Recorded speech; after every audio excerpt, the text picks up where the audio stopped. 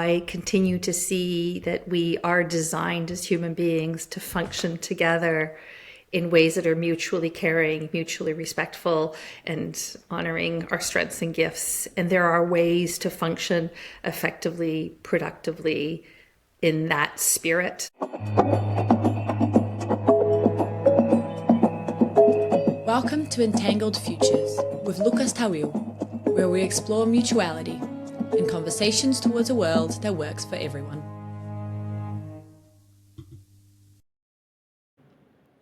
This episode is brought to you by the Holochain Foundation. Holochain is creating technology that allows people to team up, share information, and solve their own problems without needing a middleman. Creating carriers that cannot be captured, Holochain enables privacy and holds space for innovation and mutuality. I first came across the project in 2018 during my journey into participative culture with Unspiral. My good friend Haley Cooper-Ryder pointed me to the green paper, and I was blown away by the vision of a local-first, decentralized internet. I worked for 5 years on the project and feel very grateful for the support with the show. Enjoy it.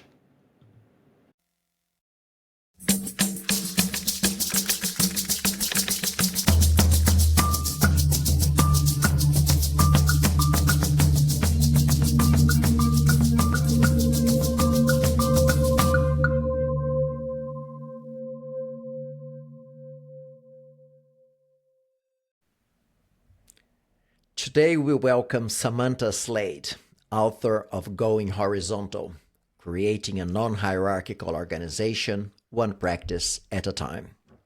Samantha Slade is the co-founder of the Percolab, where she pioneers culture-driven practices and operational tools to grow participatory leadership.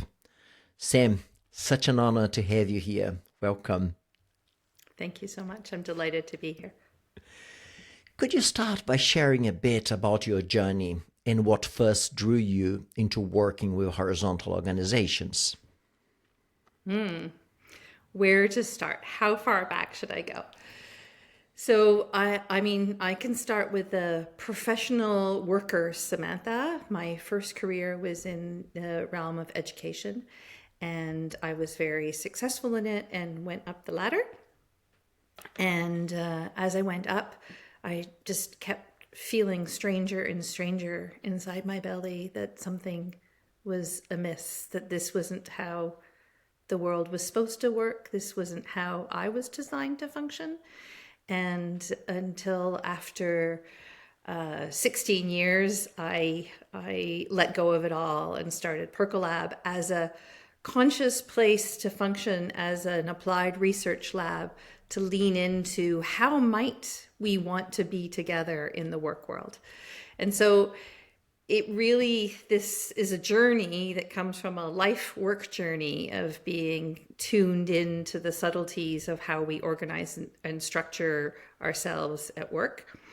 And that, if we take it to the layer before, my background is in cultural anthropology. So I have also been on a life journey of really looking at the worldviews that underpin how we set ourselves up, and the process and structures and practices we give each other are all coming from a certain belief system underneath. And I've spent a lot of my time sort of looking at different ways and belief systems that exist in the world, and those that exist in our. It's like, for some, I'll just call it this, like this. For some reason, historically, our world figured itself out to get organized the way it is, and it's based on a paradigm of more one over the other in hierarchical means, which involves people telling other people what to do versus everybody uplifting each other to be in their collective strengths. It's just all of that journey. So both the anthropological journey, which took me on personal life into many different places, and then the professional journey, which gave me the hands-on experience and to eventually create Percolab Co-op as this applied research lab, which is now coming on 20 years. And yeah, and every week, every day, I continue to see that we are designed as human beings to function together in ways that are mutually caring, mutually respectful, and honoring our strengths and gifts. And there are ways to function effectively, productively in that spirit.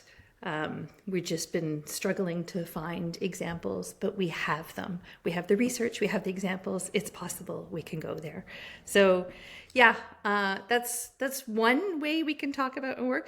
There's the other deeper story, but we can get to that after. But that's the first level in. Yeah, I love to hear that your background is education. It's always been a fascination of mine.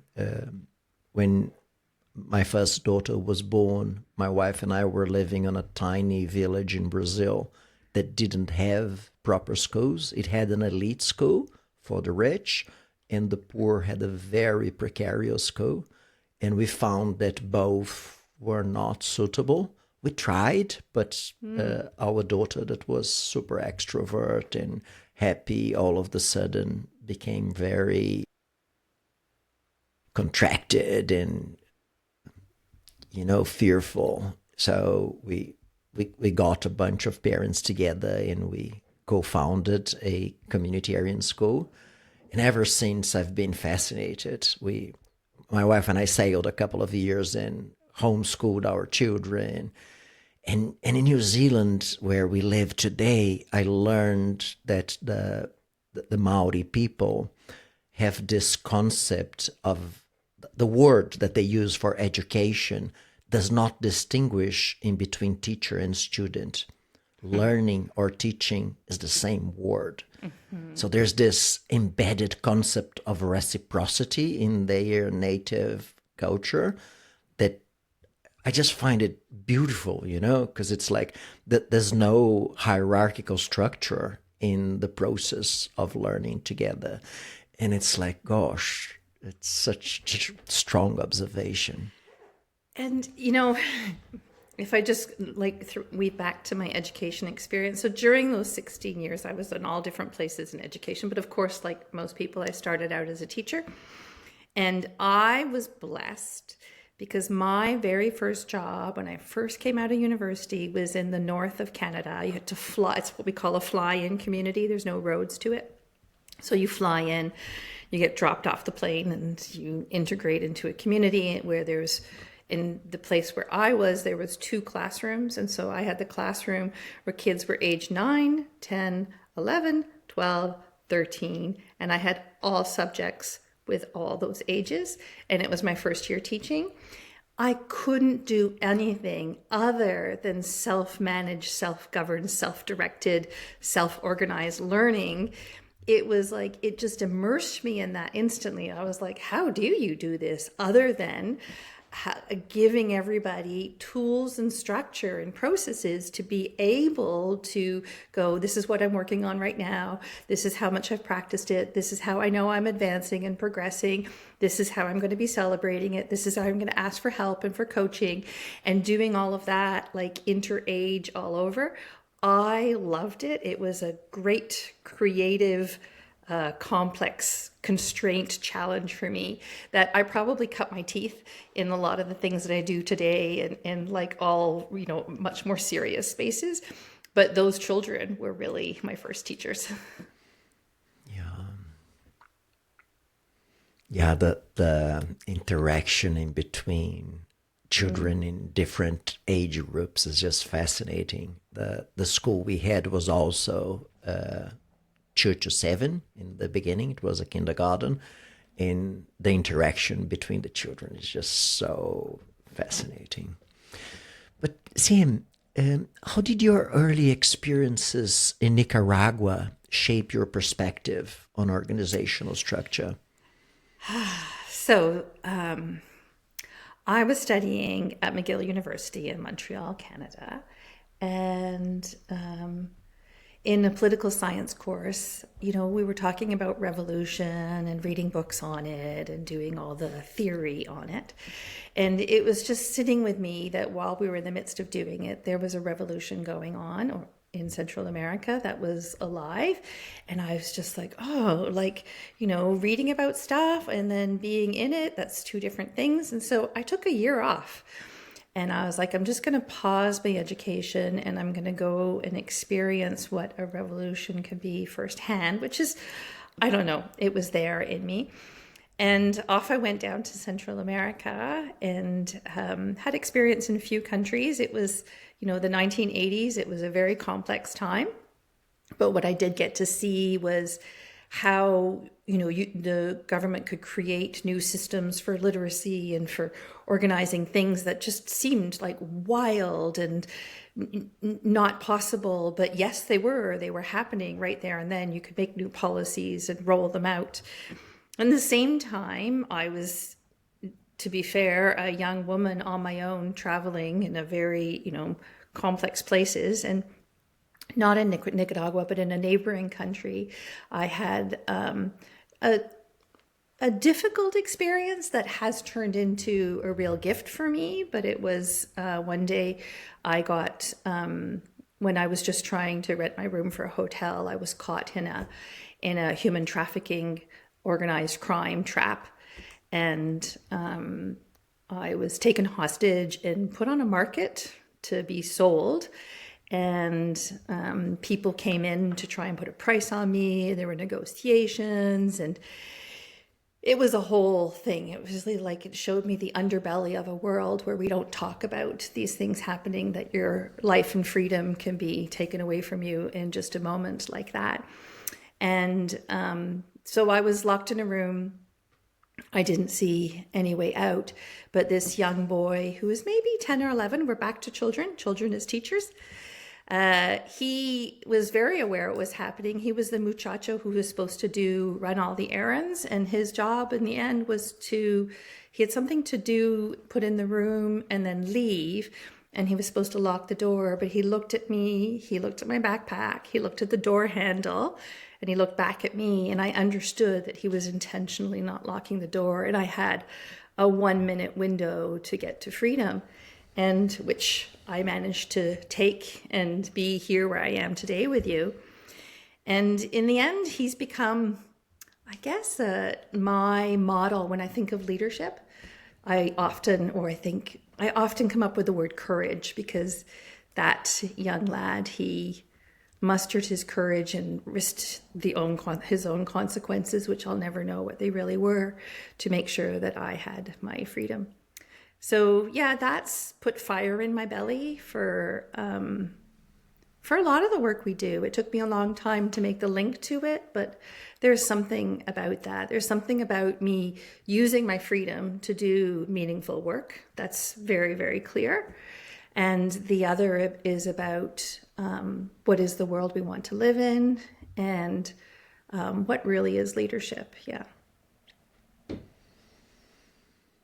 Tim, hearing the story of violence in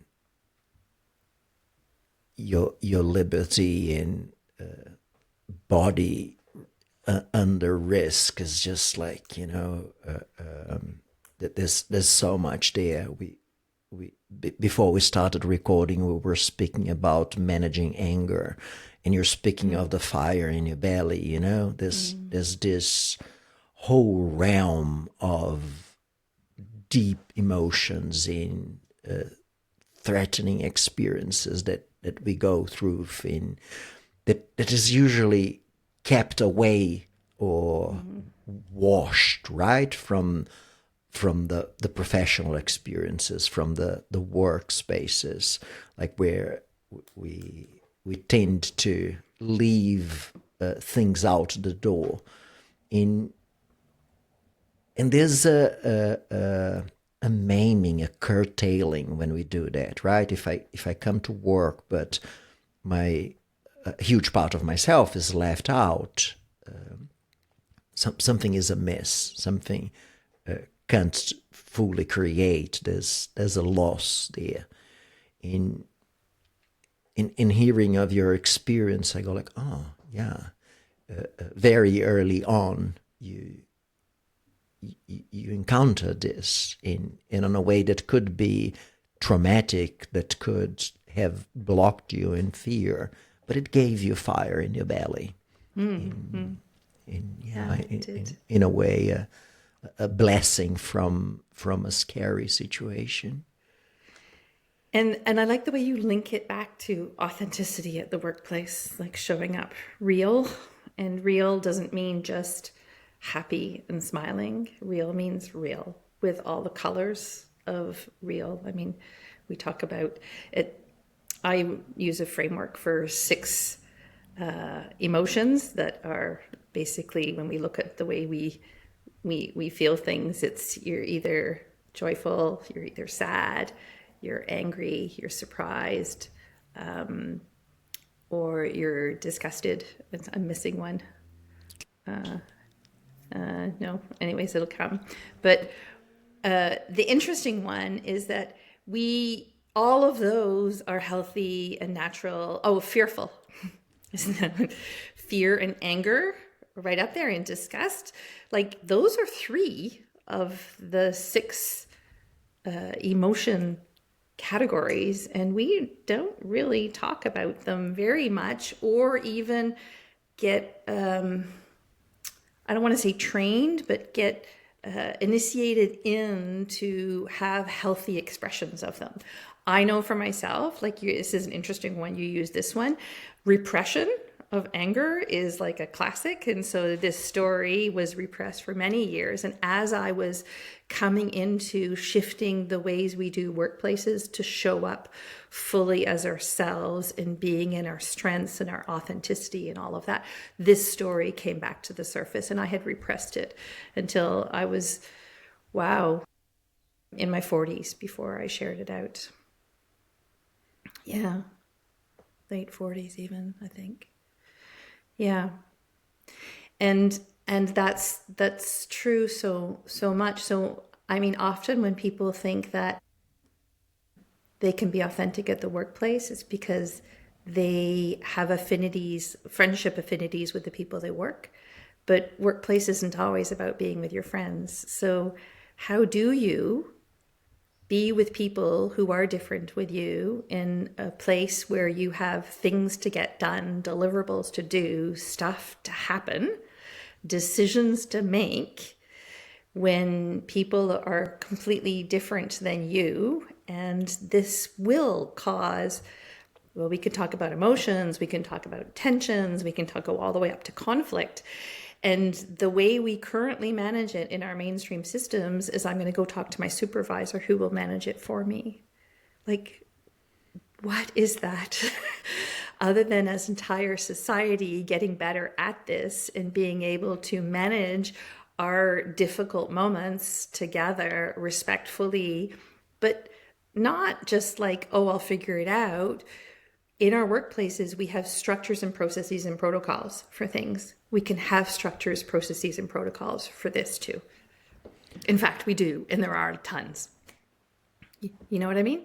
Yeah, we're going through a political moment where we feel democracy under threat, right? There's extreme right movements emerging throughout the planet, and we're all speaking up about it, and people are taking to the streets. But I find it fascinating that the workplace is not democratic at all. The workplace is an old school monarchy, right? Like whoever owns it sets the rule and the systems and the processes. And people who are trying something different are actually finding that it works better, that you have better results. I think I remember you mentioning the Gallup researches on work engagement, and it's just like scary, right? Could you remind me of that? Oh, the numbers, they're just so catastrophic. I've even put them aside because I can only imagine them in some places getting worse. But the level of disengagement of employees is beyond what anybody can think. I'd have to stop and go back and get the numbers. They're in the book. But I do remember. I think that You remember? if you compare the number of workers with an 8-seat rowing boat, 2 people are rowing forward, so they are engaged. 2 people are rowing backwards, so they are intentionally disengaged. And 4 people are flapping their oars. Oh, I love the boating metaphor. So the boat's not going anywhere. Exactly. It's a very good metaphor to put in it. Yeah, and yet we continue with it. We continue building the boats. We continue trying to make them move like that. It's just the whole system goes until at one point we just stop and take a breath and say, how am I contributing to this? Do I want to continue contributing to this? What could I do? And I mean, there's a whole bunch of people who just go, I don't want to be in the workplace because they intuitively sense some of the dysfunctionality. That is a problem in and of itself, and probably adds to, the anxiety of youth with amongst all the other issues going on in the world, right? Is finding their place where they feel valued and well-being in a workplace is not as easy as they would like it to be. And so some people just disengage. And it is possible. And I think this is why I decided to write a book. It's the reason why I decided to engage fully in the workplace as a place of change and a leverage for co-creating the futures we dream of. Because it's actually easier than you think in a workplace. I mean, yeah, you got to pull up your sleeves, but the pathways are known. It's not, like you can work from a fractal way of functioning, change your meeting culture, and you change the way you're showing up together. There's like so many low risk places where you can transform the way we're doing things based on other assumptions and other belief systems around how human beings could be together. And what that does is it creates everybody feels more valued, more acknowledged, more recognized, more seen, more able to contribute in their ideas, their strengths.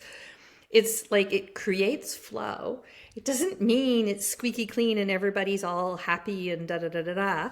And that's, we get back to the emotion piece. There's still the tricky emotions that you have to navigate. At one point, you have to deal with that. It's why I've come to say over the years that for any endeavor to really succeed in transforming the way we do things together, going back to the practice of talking circles is necessary, because that's what it's like, a tool we can lean on that can take us through those real crunchy, difficult moments where you're like, I could never be here. I have to go join another team. I have to leave this place. If you actually have in your body and your reflexes and in your know-how some protocols and practices of being together that can take you through, then you can lean on them and they will carry you through. Sam, we worked together a couple of years ago, and I remember how all your materials at the Percolab are open source. So the practices are there. Anyone can come and learn from them and use them. There is a background of abundance in it, right? Hey, here's all the work I created. You can use in reciprocity. There's a huge shift when we do that, right? There's a trust that this will work. How was the experience of shifting from a scarcity mindset to one of abundance? So what I want to say first off is it's not me or Percolab or a team that's been developing any of the practices that we're developing. We are standing on the shoulders of many there, and I'm going to get back to you're going to hear me come back to the cultural anthropologist a lot. Peoples across our planet have been practicing social practices of togetherness for time immemorial, right? And have figured out good ways to, and I say ways because we do need rituals and structures and processes that help us be our better selves, that help us be better listeners, that help us deal with difficult moments and situations. So the practices that we actually, I would say, we like fine tune and get to the baseline essential of step 1, 2, 3, 4 with a couple of principles, and that you can just put in a single page and that can travel well and stick well and be picked up by people very easy and accessible. They're not coming from me directly. They're coming through me from all of this, what's behind me. And I'm just putting my little, or we are just putting our little contribution into them to reconnect the modern work world to these practices.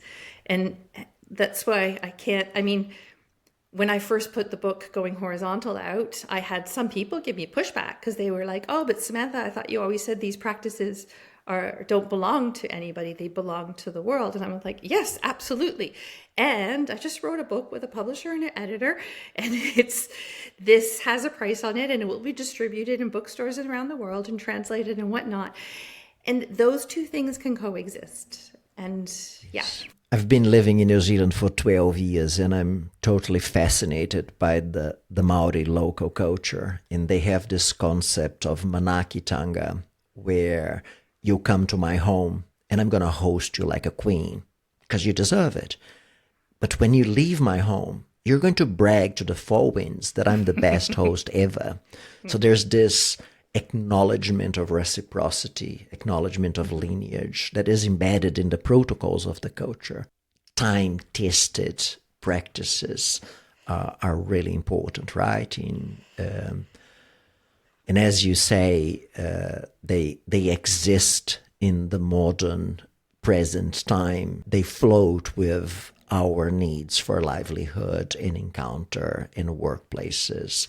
So it's the experience of being adults in a real world that makes it more important. You were speaking of your book Going Horizontal, and there's a particular choice in that name, right? Oh, 100%. So the title for me had to be a verb because it's an action, not an arrival.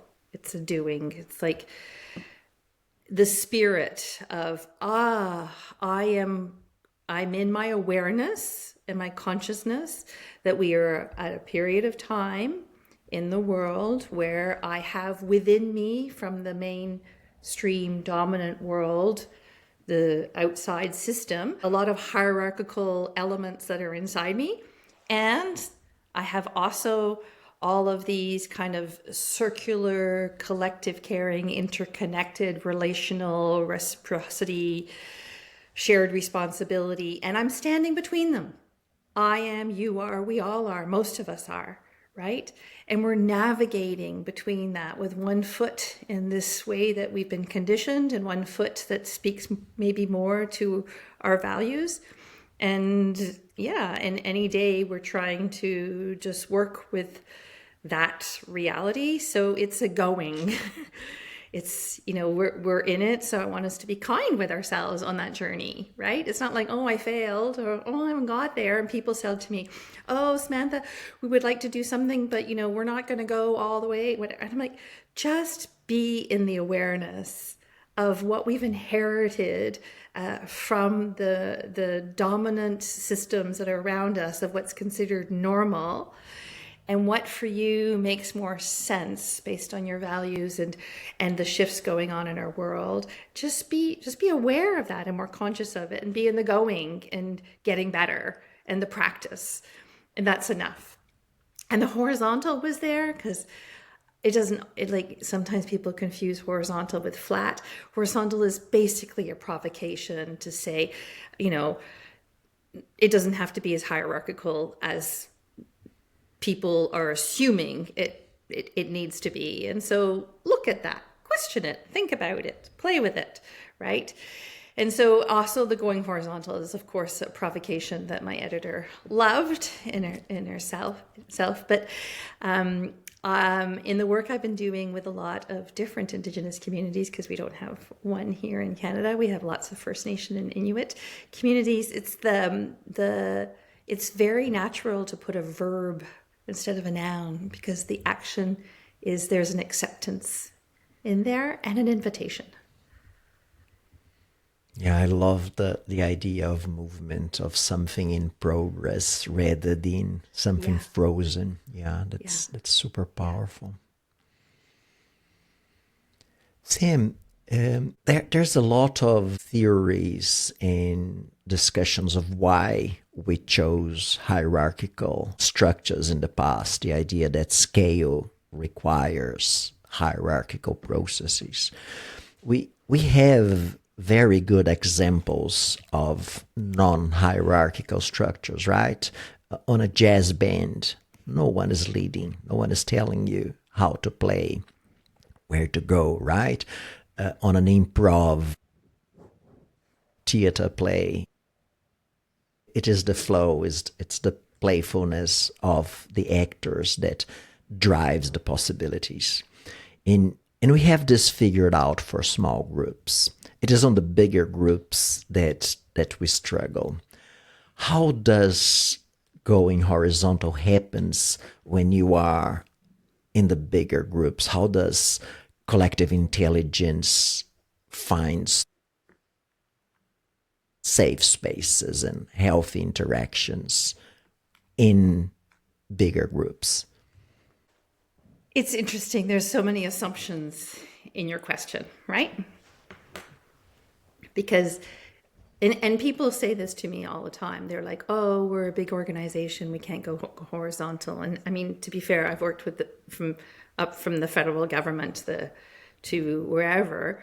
We're a group of people in a team trying to work together in a way that feels both can feed both our well-being, our feeling of belonging, and all the stuff that means that I'm going to be engaged and motivated and show up in my best self, and all the productivity things. So doing that can happen at any scale, and we have examples of businesses that do it. But I feel that if you come from hierarchy, you're always seeing like a head director at the top. So that's like, you think as you go up, you can't. It's almost like a hierarchically biased question. You see what I'm saying? Because if you look at nature, it's self-organizing. There isn't a director. The world works like this. And somehow we've gotten lulled into thinking if that there isn't a boss on the top, how would people know what to do? How does the tree know where to grow? How does the bee know where to buzz? I mean, this is the way we're designed, right? And so there is also, so that's the one thing that I'm saying, there's a little bit of a bias in it. And the other is that there are so many forms and shapes and possibilities of how we can do things within that other worldview, within all that other worldview that integrates the subtleties of showing up fully and giving space for this and that and making decisions together and inviting everybody. When you assume, if you come from hierarchical bias, you'll go, oh, well, we can't do collective decision making. I would love to invite everybody, but then it would be a disaster. We don't have time for it. And I'm like, right, because from your hierarchical space, you have not yet watched a hierarchically directed decisions with lots of people that are efficient, of course, because that's where you've been. But if you go into a place that's working with a more horizontal or whatever you want to call it, collaborative, healthy collaborative spirit, and doing that well in an egalitarian and holistic way, then people could be inviting everybody, and they know what the minimum diversity is, and people know that, oh, what are the criteria for making that decision? Oh, I don't need to be involved. And that whole thing is managing itself out with way more wisdom than what the hierarchical bias can even imagine. And it's one of the difficulties with this. And this is why I feel like it's hard to imagine something that you haven't experienced. And here at Percolab, we open our team meetings for guests like every week, 3 spots. And we've been doing this for, I don't know, 8-10 years. I'm not quite sure. It's just like, for us, it's normal. And we open it to people, sure, some people who are interested in being interns or joining the team, but we open it to researchers or organizations that are on their own journey, and they just want to come and have an immersive experience of like, is it really possible? How does that look and feel? And to get it out of a book and a cognitive place and put it into your body space and watch people actually who think and feel that this is normal because they've been living with it for years, and watch it function as a well-oiled system and witness its productivity and witness its care. I feel it's one of the really important things we do, is keeping that door open for our team meetings. Yeah, there's something you describe, adult to adult relationships, relationships of trust and integrity. There's something tremendous that happens when you encounter lack of trust. If from the get-go there's no trust, there's no incentive to be an adult, right? If someone is treating you like a child, this creates dysfunctional relationships. It invites people to play childishly and to respond as adults in relationships and in integrity. Absolutely. Yeah, and I was going to say it takes 2 forms, that does, because it depends where your experience is. You might have experienced it as people stopping you from doing things or telling you to do things, like micromanaging you. Or the other form is the very, I'll do it for you form because I'm going to save you from it. And they're both equally dysfunctional, but one might feel caring or think it's caring, but it's still not allowing another person to be in their full agency, strength, discovery, and expertise of themselves. And so I'm fully with you. Trust. How do we create? It's not even we create conditions for trust to grow and be cultivated, and it's really the conditions for that. And it's not free for all, right? It's within the context or the container of agreements that we make together. It's not that you do whatever you want. We'll hold agreements together and we'll review them. There's a container for it. It's not free for all.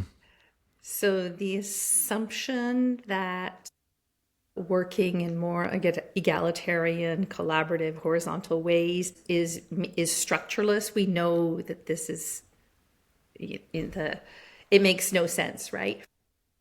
It's a myth and a misperception.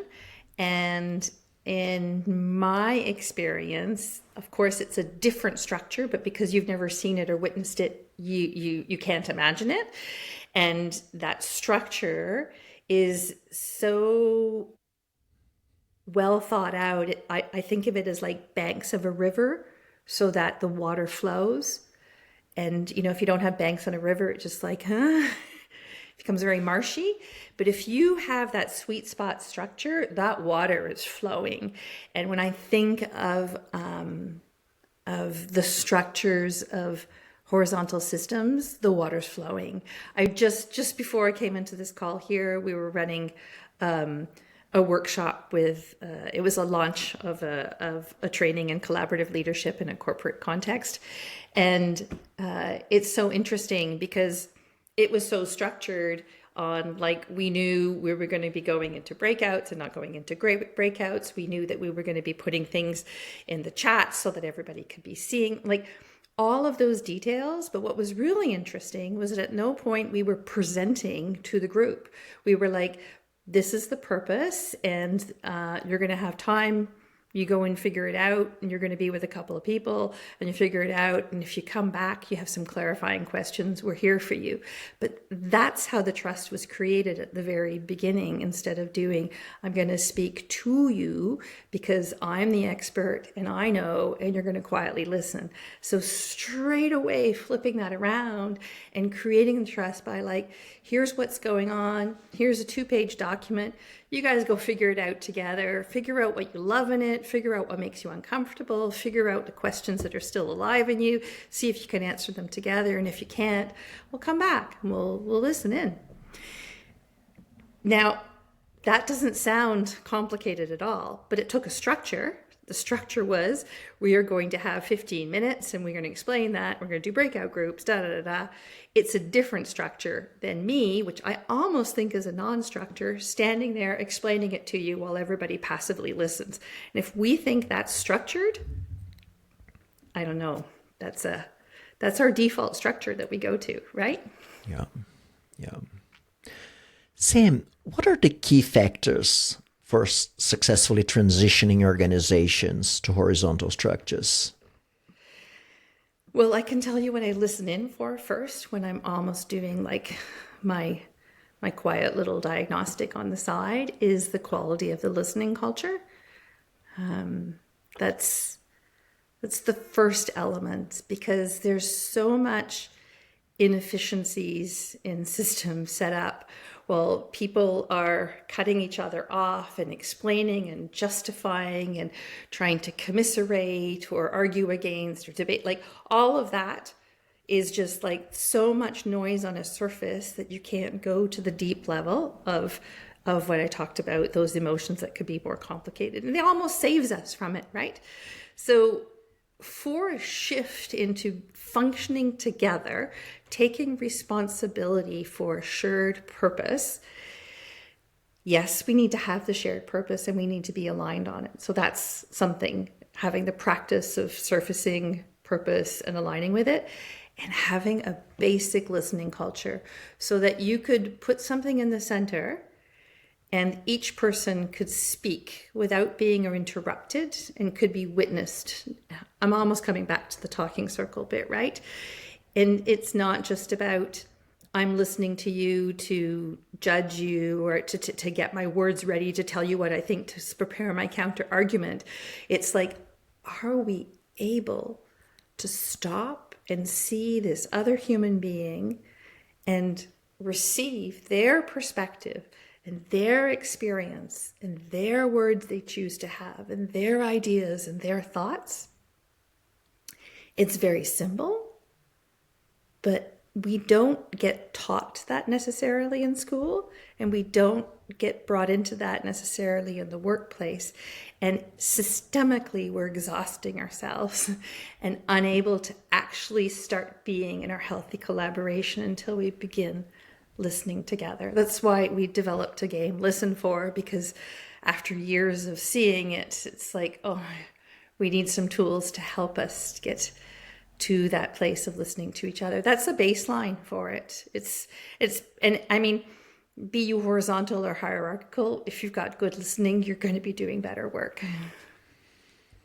Sam, where people can experience the game? It's offered online in both the Americas time zone and the Asia Pacific time zone. I don't know, like, I'm not sure, I'm not the one who takes care of it, but once a month or once every couple of months. And you can get the game. It exists in a couple of languages, and you can just get it online at percolab.com.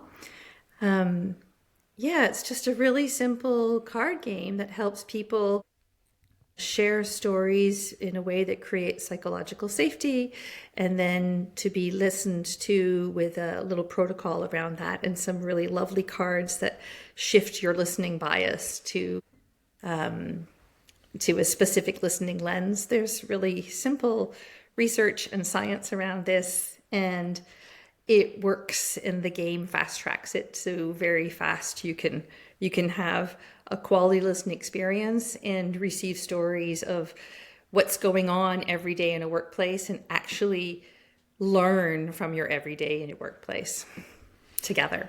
Yeah.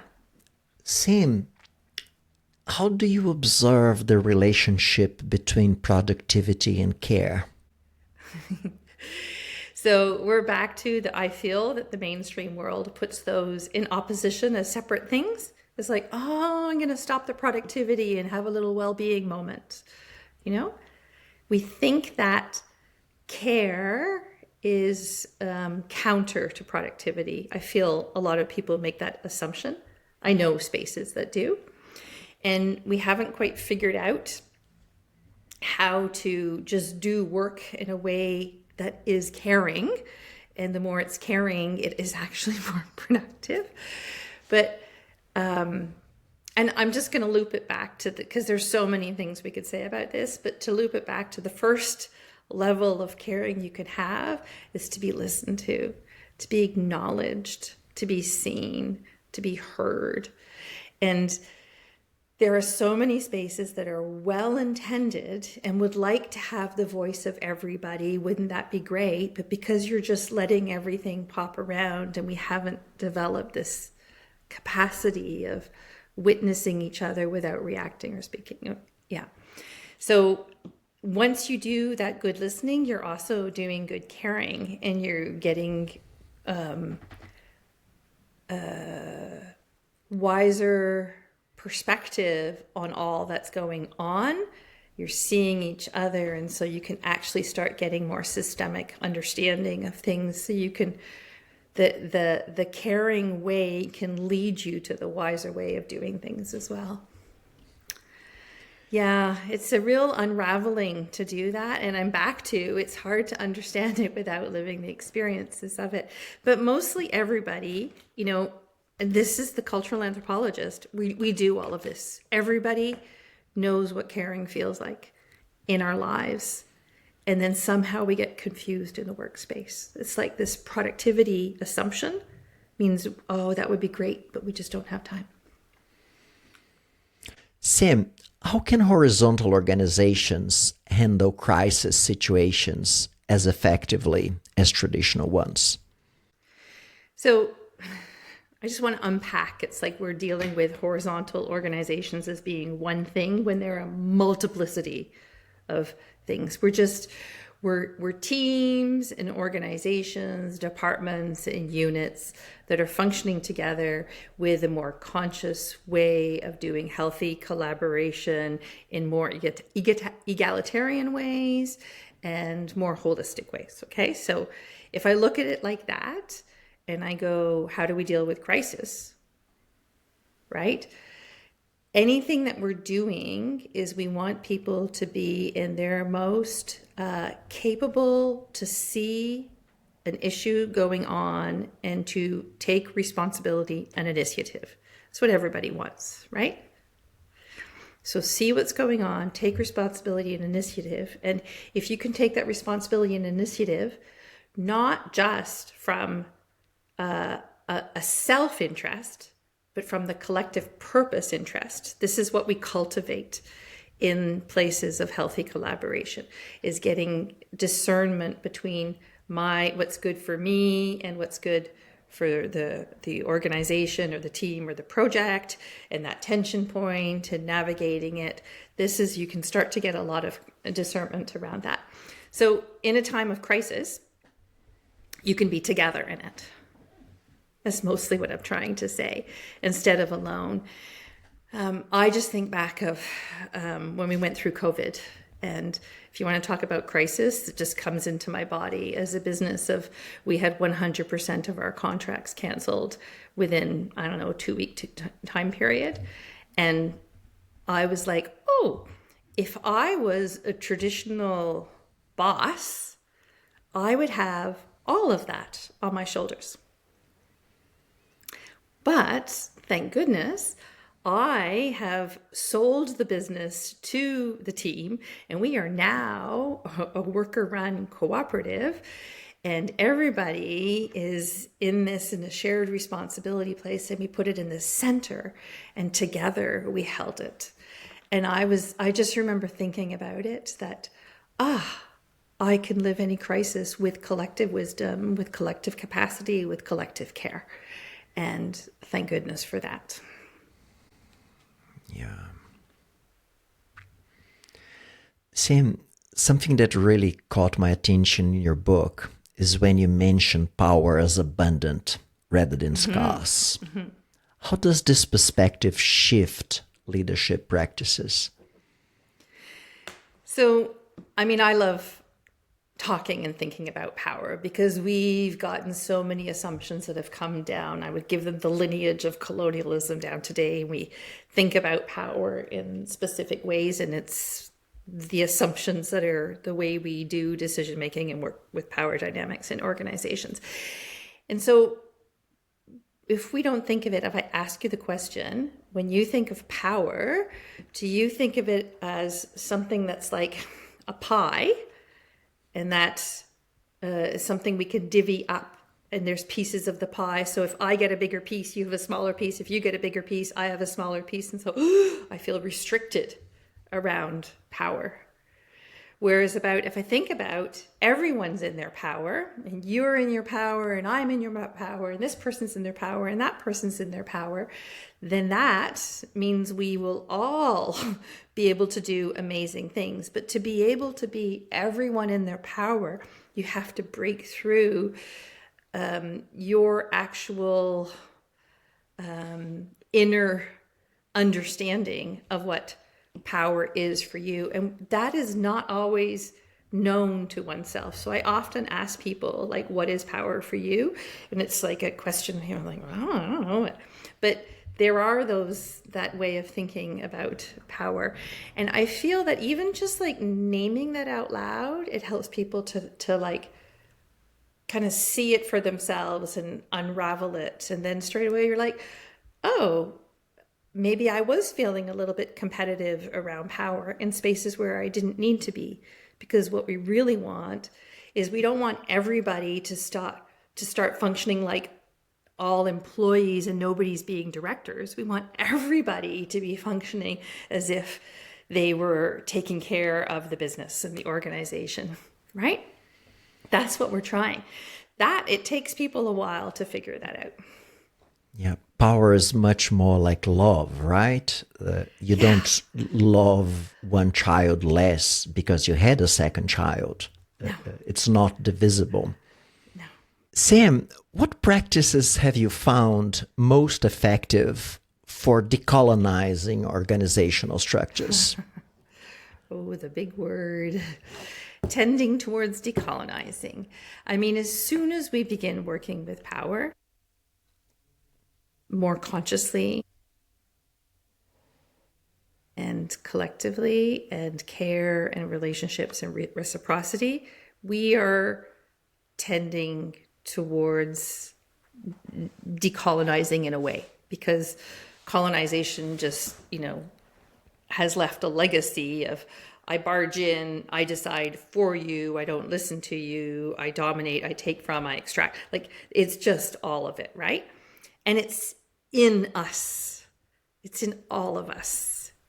And so the unraveling of it slowly, right? And moments where we just see things. So I can talk about, when I come to talk about listening, having the inclusion of everyone, and you can start to see and hear and value perspectives that are not your own, is part of my decolonizing journey. Because that's the whole thing, is just thinking my way is the right way is what we're trying to break through, right? There are ways. There are ways. Do I have curiosity for these other ways of thinking, being, and doing, right? And So yeah, I don't want to give, like, there's no recipe, and I will not give the recipe 1, 2, 3 of decolonizing, right? I think everybody, if you become intentional on that as a journey, it will find its way to unravel itself in you. So that listening to the perspectives is one, and it makes me span my hands out. But then if I went to the other one, this other direction is, we already mentioned it, a little bit of lineage. So understanding where things are coming from. And from anybody who's spent some time with Indigenous people, at one point they're going to talk to you about the elders, the ancestors. They're going to they go down because the stories come. And they come up, and there's an honor and a respecting, and that, so you're walking in a more respectful way with all that is and has been before you. So you come into that humility, right? And that's a practice, but there's an organization we've been working with right now, and they wanted to put humility into their strategic plan part, and they were challenged on it, of like, do we really need to be humble? Aren't we supposed to be taking our place in the world? And it's such these are some interesting things to be journeying, and just having the conversations around them is so beautiful.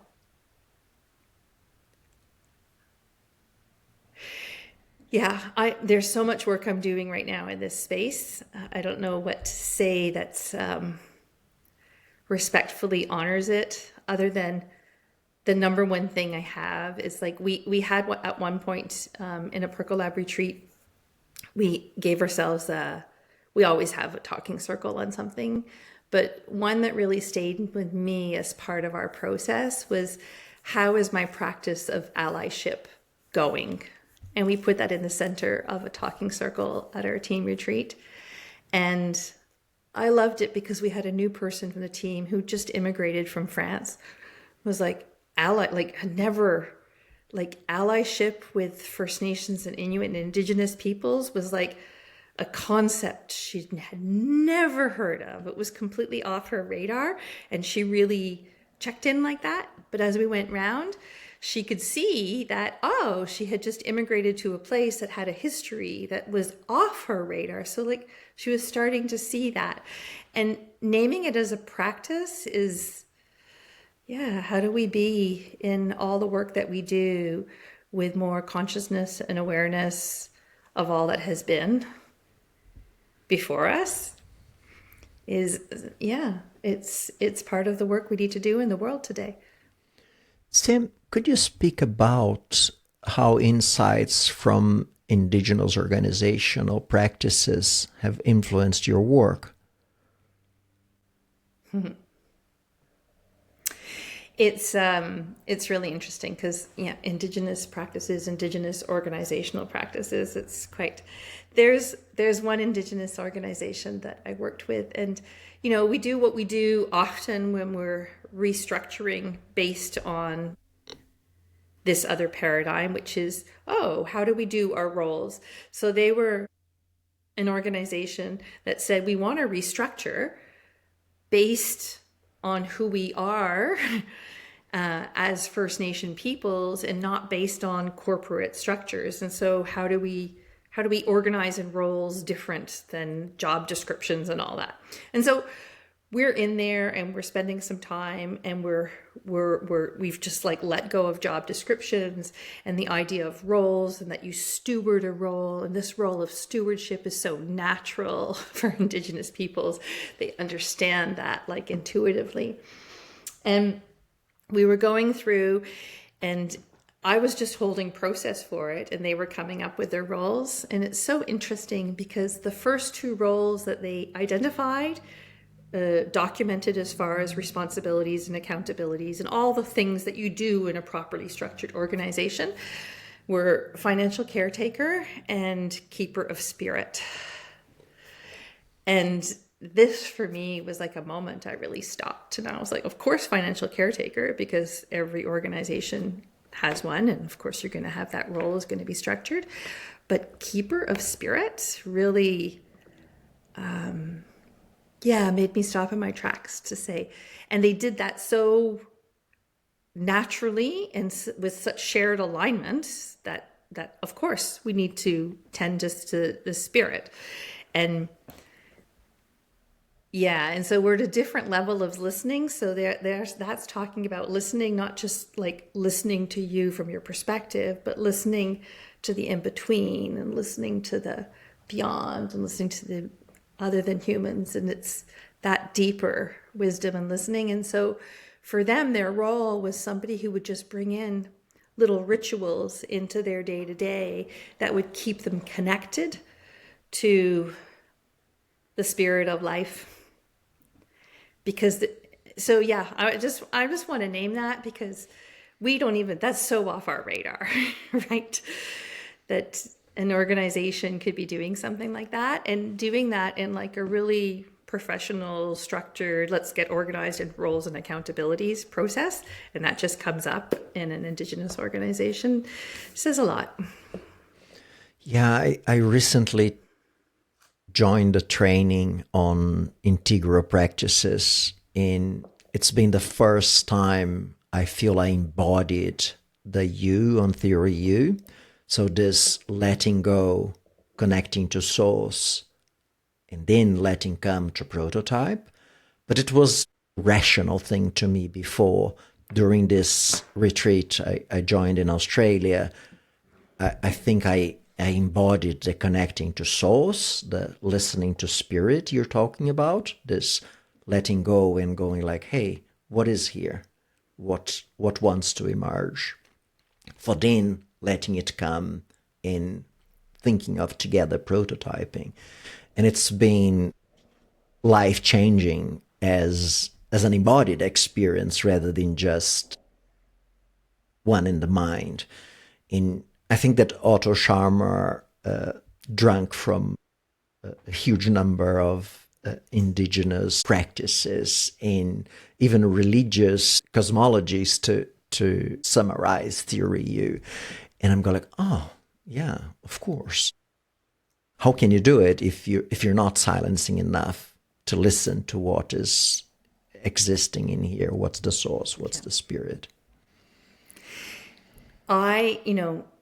In the world today, one of the things, when you look at the way we understand the world, the mainstream world, we've all been trained, myself included, to think of the world from like, I'm going to analyze it and use my expertise to figure it out. And I just need more data and more information and to dig in.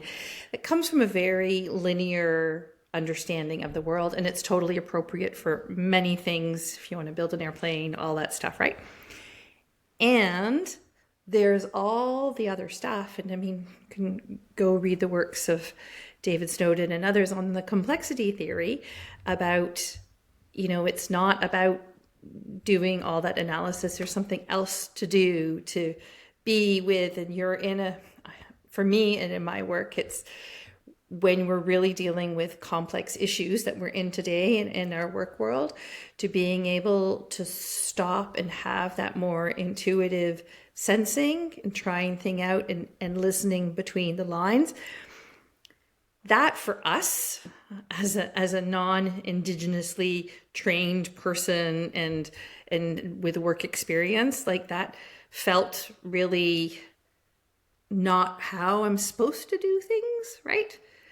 And yet it is the way. I'll go back to cultural anthropology and the Indigenous communities I'm with. They know that, like, that sense is there. There's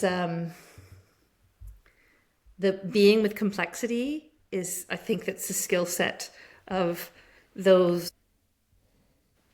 people, organizations, and spaces that are still kind of in their connection to the world that we're in. If you still have that connection, you still can be in that feeling. And so you can work with complexity because you understand the interconnection and the interdependencies that are going on at so many levels beyond just what we're seeing. And that is what the work world is facing today. And there are, methods to do that, but there are also peoples who've got that deeper know-how who've been doing it. And that's, one of the things working, Tyson Yunkaporta, he talks about, you can read in some of his work, the how Indigenous thinking and complexity really go together. Yeah, I'm fascinated by his invitation to look into stories and identify right story and wrong story that's out of context and doesn't belong to that place or people. It's been super inspiring. Sam, can you share a success story that particularly stands out to you from your work with the Percolab? Any success story? Any. Wow. So I know what I consider successful today, but it's very particular to the work I'm doing. So if I get back to everyone in their power, that's really your power, your agency, your awareness, your consciousness, all of that. So the work I'm in, I'm working with an Inuit school board right now, Kadavik Ilisarni Lidinik. Took me 1 year to be able to pronounce that. Proud of myself. And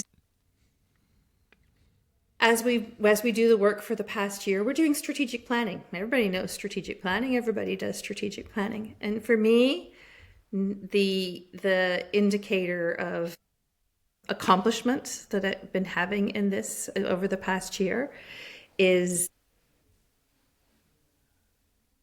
witnessing a community who at the beginning didn't really say anything about their language being honored and respected, and then beginning to speak it more themselves, and then actually go, hey Sam, if you're working with us, Kadavik Ilisarni Lirnik, should be able to say it. And I was like, oh yes, I should.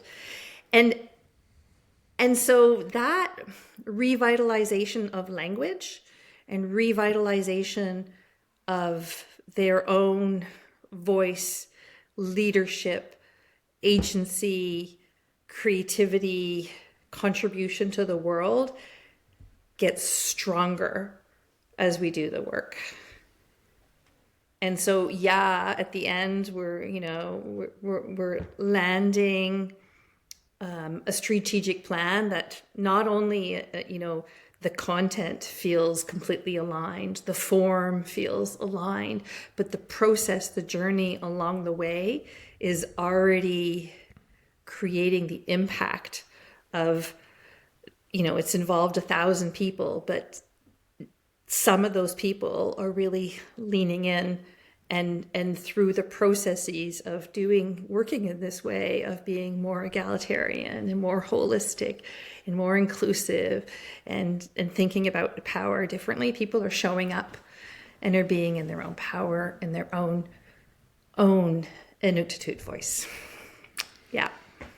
Yeah, I remember reading the work of a fellow Canadian of yours, Wade Davis, on Wayfinders, where he says that each language is a way to understanding what it is to be human. Oh, yes. And that of the 3,000 languages spoken in the planet nowadays, half are not being taught to children. So being actively engaged with a culture in its renaissance, in it being taught to children and staying alive and having a diverse way of understanding what it is to be human. It's just brilliant.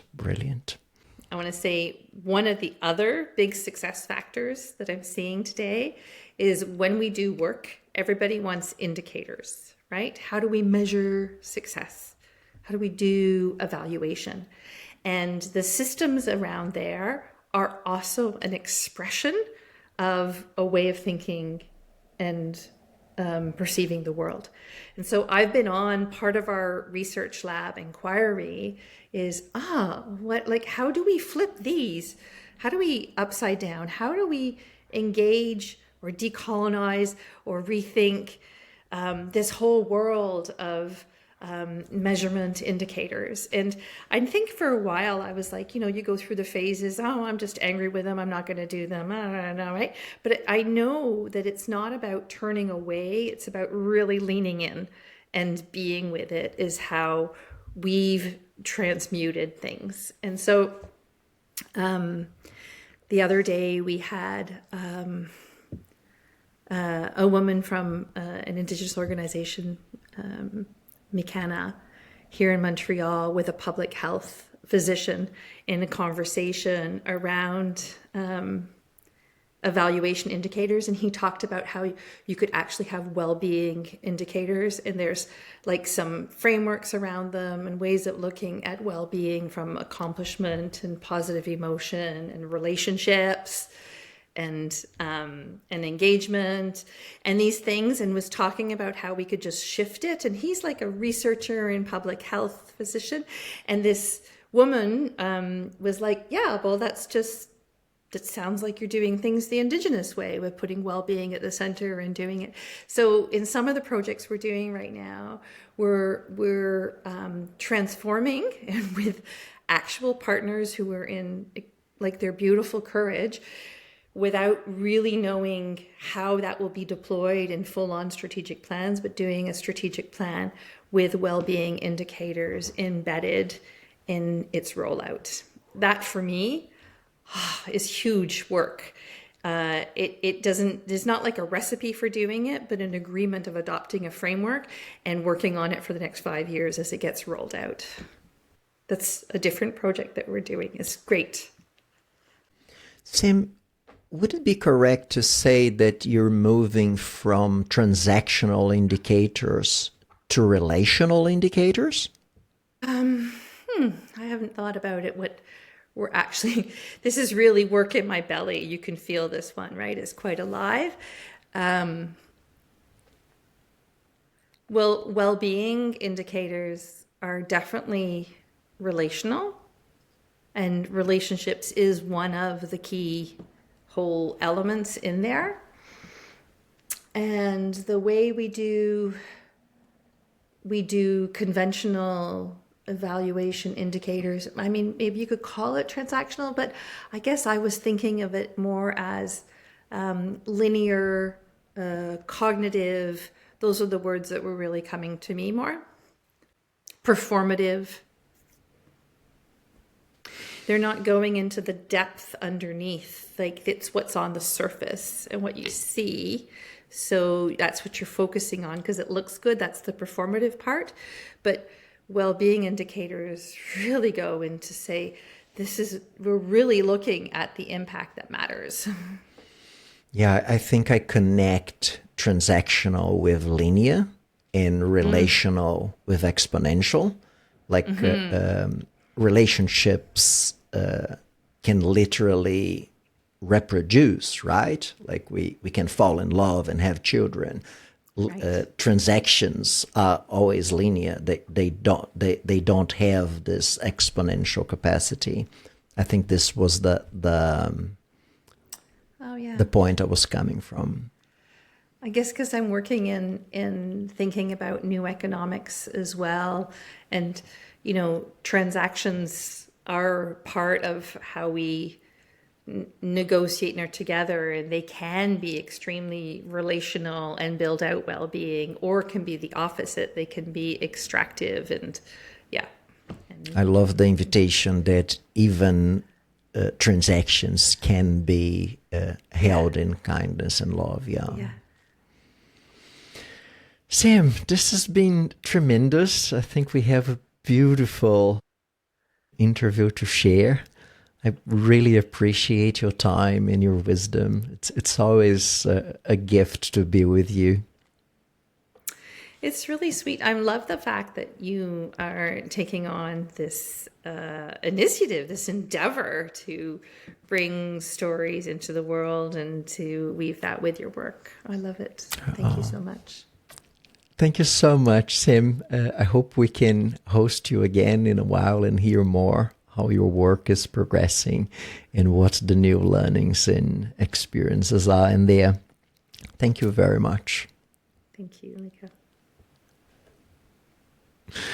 Goodbye.